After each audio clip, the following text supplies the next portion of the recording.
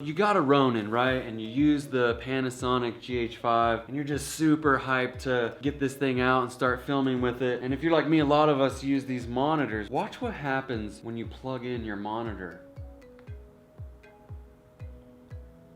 What?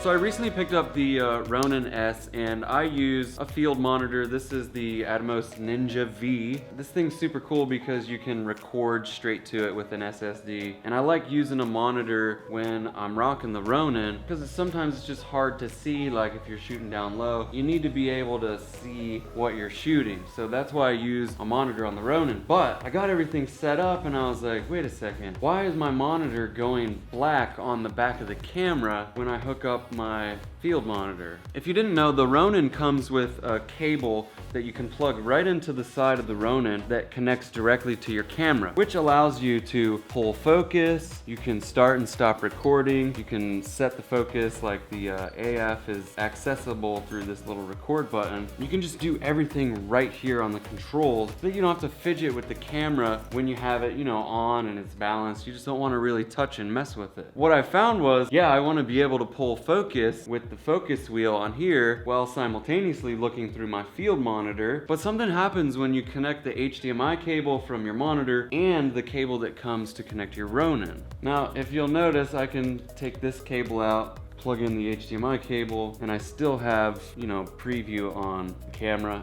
and the monitor.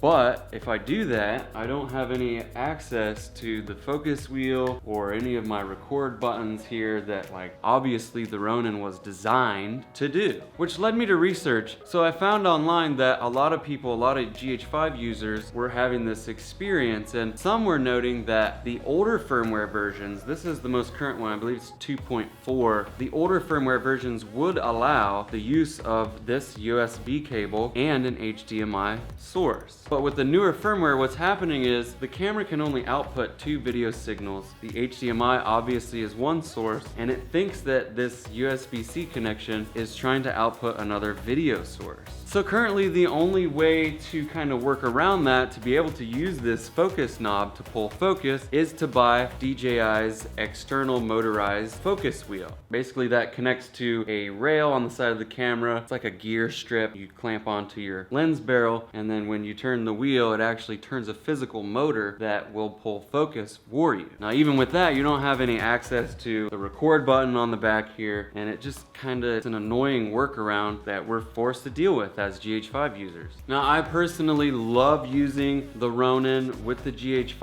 I think the GH5 is a fantastic camera, but I tried to find videos based on this same situation online and I couldn't really come up with anything. So what do we gotta do? I believe that Panasonic needs to be able to push a firmware release for the GH5 or GH5S that would allow that USB connection to pass through, and just maybe it only affects the focus and the record button. But currently as it stands, we don't have any fix other than actual hardware that we need to attach, and we even still lose the full functionality of the Ronin. So what do you think, guys? What do we do? Let me know in the comments below. Are you a GH5 user? Do you have older firmware and can confirm that this setup will work with an older firmware? I don't know, maybe we can get a hold of the guys at DJI or Panasonic to see what it is that we can do to come together and fix this situation so that we can keep creating awesome content. I don't know, let me know what you think in the comments below. Smack the thumbs up, subscribe if you aren't, with notifications on, and I'll see you on the next one.